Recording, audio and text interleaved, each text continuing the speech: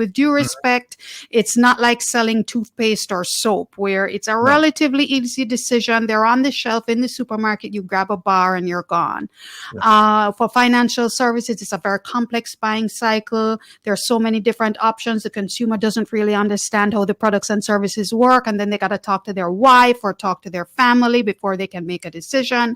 So really and truly, marketing financial services is something that has intrigued me ever since, just because of how complex it is. And again, the opportunity to really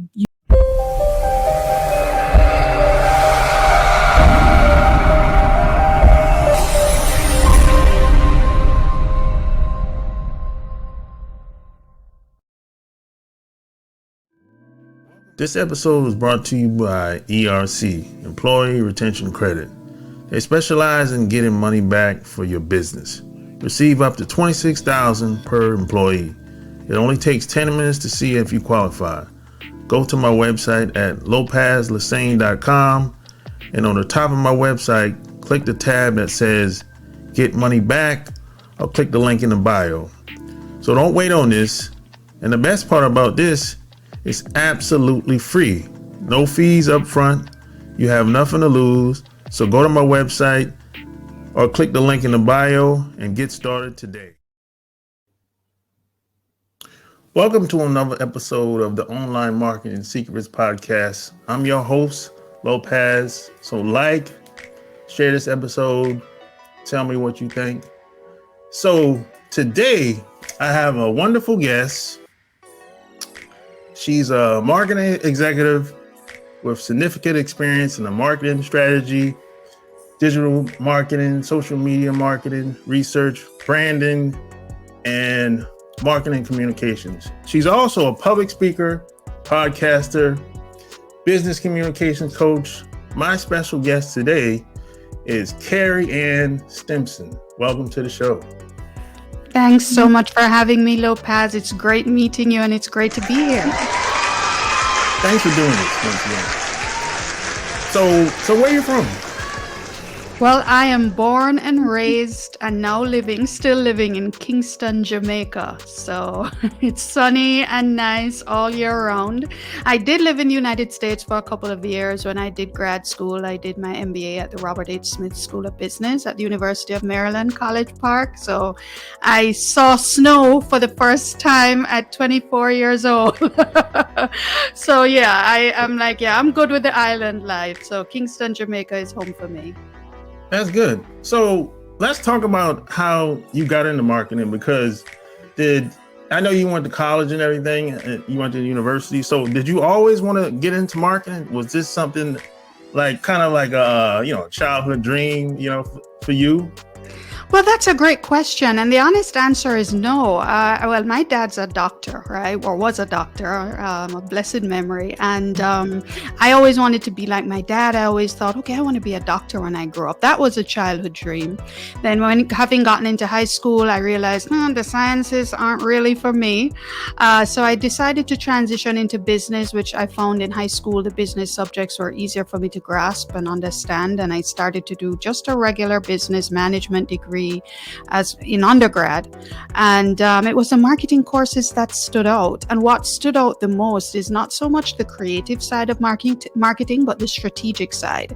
It was, how can you leverage certain strategies in businesses to get the customer to do what you want them to do? It's really about influencing behavior, and I just found the whole thing fascinating. So I decided, marketing is going to be my career. Finished undergrad, worked for a couple of years, and did my MBA specializing in marketing again at the Smith School at Maryland. So yeah, that's how it's been, and that's how it's been ever since. Yeah. How was taking classes like? Because I didn't take any classes. I learned the hard way. But I had now the only reason I never wanted to learn marketing. I never want to be online. I never want to do any of this. The only reason why I felt the need to learn marketing because I couldn't find anyone to get the results that I wanted at the time. I kept basically, hiring and firing and, almost running through people.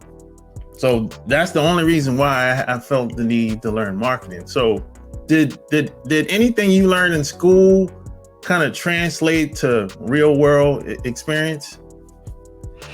I would say, yeah. And what I found though, and I mean, I'll just go back to the point when I said that what attracted me to marketing was actually the strategic side. Strategy, research, data analysis, that's what attracted me. But having worked in the marketing field for 20 years, I realized that not all marketers are created equal. Yeah. And I want to give due respect to the fact that marketing has many different disciplines to it, right? So you got marketing communications, you got marketing research, you got marketing data and analysis, you got marketing communications, and different people have different muscles to do different things. But what I've found is certainly for me being a C-suite marketer is the need to understand marketing strategy, marketing research, marketing data, and even finance and statistics. And not a lot of marketers have that side of their brain firing as much as the creative side. So perhaps it could have been who you encountered, but I know for me, anybody who really wants to grow to the senior management and executive level as a marketer, you're gonna have to understand the strategic data and research and analysis side. Yeah, you're absolutely right, because in the beginning, you know, I just kept meeting people. Everybody was doing the same thing, basically. Yeah. Yeah, everybody was doing the same thing. And I knew that over, I don't know, maybe 4 or 5 times, I'm like, this ain't gonna work because it's not working. So, and then, you know, of course, I started buying books and started meeting other people and going to conferences. Yeah. And I discovered that there was like it's like a split. There's like the creative people, Mm-hmm. and there's like the people that just went to college. Yeah. Yeah, so I'm like, and then I got a job at an agency, and then I realized that most of the people, they really didn't have they weren't really strategic at all. You know, Yeah. it's like they just had a job and they just know how to do the job, but they didn't really have anything to show. It's Mhm. like they, you know, it's kind of like, especially in the online world, because like, you know, in the online world, it's kind of like, I was around people that they said, hey, this is what I done. They had something to show. This is what I done. Here's the numbers, you know, but Yeah. on the jobs, it was kind of like, you know, I'm just here to do my job and that's it. Yeah. Yeah. And I mean, they're probably super creative at some of the stuff that they put out there, you know. Oh, you yeah, gotta, yeah. But as you say, the strategic side, understanding your audience and analyzing your target segments and knowing what works and what doesn't work so that you can craft a creative message that changes the behavior and causes them to exhibit the behavior that you want them to act on.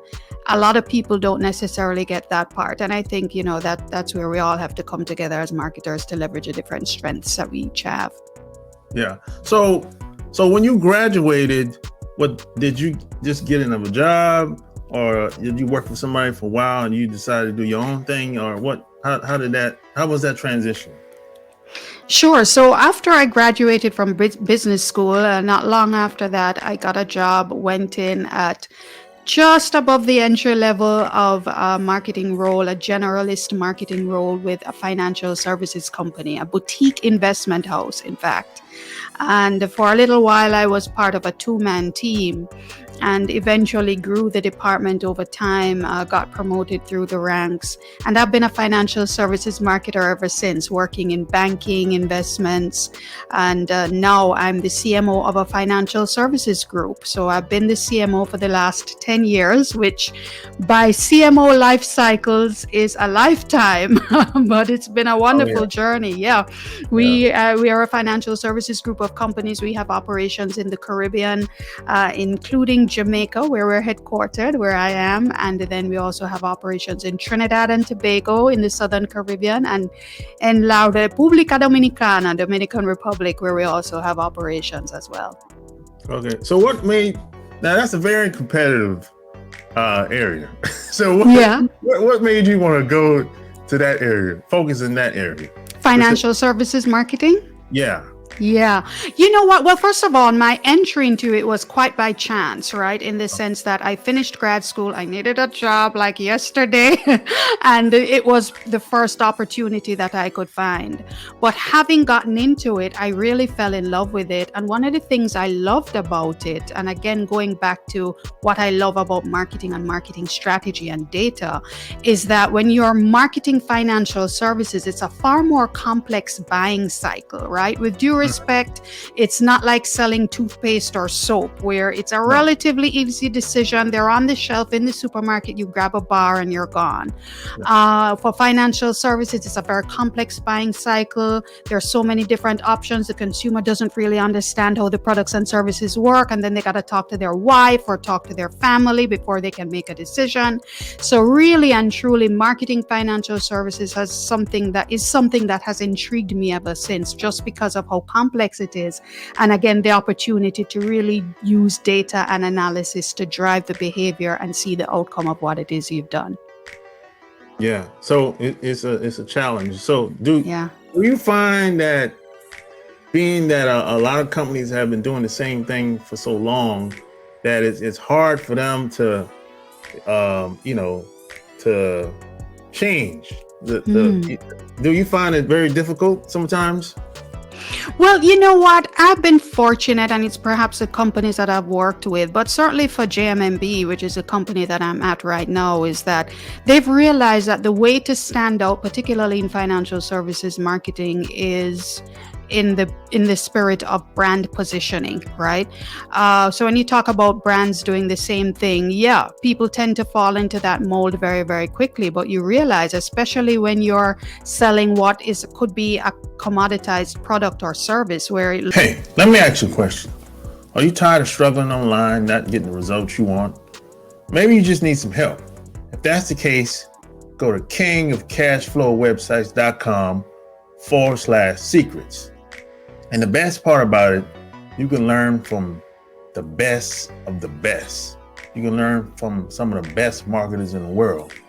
Plus, it's absolutely free. It's absolutely free. So don't wait on this. Go to kingofcashflowwebsites.com/secrets. Back to our Red Schedule program. Looks the same across every company. Brand positioning is important. And so, for instance, for us, our brand positioning is based on our why, which is love and respect and having our clients' best interests at heart, which for a bank or financial group, it's like, are you kidding me? And it's done so well for us, because what you realize as a marketer, if you're running a business, any business at all, if you have a unique enough brand positioning, it allows you to stand out in a way that's powerful. And you don't have to spend as much on your marketing, because your positioning is so unique and so endearing that people tend to gravitate towards you very, very quickly. But tell everybody what's a brand, because in case they don't know. Well, a brand, and I love the definition that I'm not going to give the textbook definition. I'm going to use one that Peter Drucker, I believe it is, gave many, many years ago, that says, your brand is what people are saying about you when you're not in the room. Right? So your brand is what you're known for. And the reality is that you can't just slap any old label onto yourself and say, oh, this is a brand. You're going to have to deliver on it, which is the part that speaks to how people perceive you. So in as much as I said, JMMB, we're about love and having our clients' best interest at heart. If we're not delivering on that to our customers every single day, then we're going to be seen as inauthentic, probably frauds. And then they're going to be like, you're kidding. And they move right along. So what do people perceive of you? How do they see you? What do they understand you to be? And what do they believe you are? That's your brand. Yeah. So how long have you been online? Wow. Well, I've been online many, many years, but the majority of those years so far has been silent. I'll be honest. I was more of a lurker than anything else. And shortly before the pandemic, I decided to just put myself out there, share my voice. And it's been an awesome journey. So I'm on LinkedIn in the main, and then I launched my own podcast almost 2 years ago. So I'm excited about this new journey that I'm on. Yeah, the reason why I asked that, because I've been online Oh my goodness, 15 years now. Wow. And back in the day, I remember when it was just, there were no celebrities online. There were just regular 9 to 5 working Yeah. people. and what used to happen is people used to sell anything. Mm-hmm. And they would take people's money and then deliver on the product, and and they would just sell the same old crap over and over, and people would buy. And when the big corporations came online, like Coca-Cola and Microsoft, and Google bought YouTube, and then shortly after Amazon came along, and that's when brand building started to be important. And all those people that sold people crap, they disappeared. Yeah, of course. Yeah. Yep, they didn't pass the litmus test. Yeah. So what made you start a podcast? What made you want to do it? Well, I wanted to use my voice and add something, add value rather to the marketing community. And a podcast was, first of all, the vehicle that I thought would have been best for me, because I love having great conversations like this, more so than I do enjoy writing a blog. I love having conversations like this. And I was challenged by a virtual mentor of mine who said, why don't you talk about the issues that solve the problems that a lot of marketers are having, but not enough people are talking about? And I did some research and discovered the nomenclature internal marketing, which is the flip of external marketing, which is marketing to your employees. And how can brands build their awareness and drive growth by engaging and empowering their employees to deliver on the brand promise and to be advocates of the brand? And the light bulb just went off, and podcast was a way to do it. I Googled it. There was no other internal marketing podcast out there. And I said, hey, this is my opportunity to add my voice to the conversation. And it's been an awesome journey ever since. Yeah, that's a great thing. Because, I know a couple business owners that scares them to death. Oh, yeah. I can understand why. Like, what? You want me to do what? Mm-hmm. So, but at the same time, there's another side to this. The better you take care and treat your employees, the better they'll work, and they'll perform. That's the other side. You're preaching it now, Lopez. You're preaching. So what kind of guests do you bring on? Is it people that you know, or people that's in your network, or people that's in your same line of work, or what? Well, great question. So the vast majority, probably of all the guests that I've had, maybe I only know 2 of them personally, and they were specifically chosen for their expertise. So my goal is to cover any topic that's related to internal marketing, or what we also call employee brand advocacy, which is, again, how companies can empower their employees to be advocates of the brand externally. So I've had crisis communication strategists on that talk about how to communicate with your employees during a crisis. I've had thought leadership subject matter experts. I've had folks who can tell you how to build an awesome company page on LinkedIn. So I've had so many guests spanning the gamut across the world, from Europe to Australia, North America. And it's really just been a wonderful suite of conversations that help companies to understand how they can engage their employees, and at the same time, how they can empower them to advocate for the brand externally. Oh, that's great. So if people wanted to follow you online, where would they go to? Sure. Well, the easiest place to find me is on LinkedIn. There you go. Kerry A. Stimpson, but Kerry-Ann Stimpson or Kerry-Ann Betton Stimpson. So LinkedIn is the best place to find me. I also have a website, kerryastimpson.com. But also, if you want to listen to my podcast, I am anywhere podcasts are. So if you Google the External Marketing Podcast, you'll find me. So I'm online. Just look me up and join the tribe. I'd be happy to connect. There you have it. Like, share this episode. Tell me what you think. Until next time, we're out. Peace.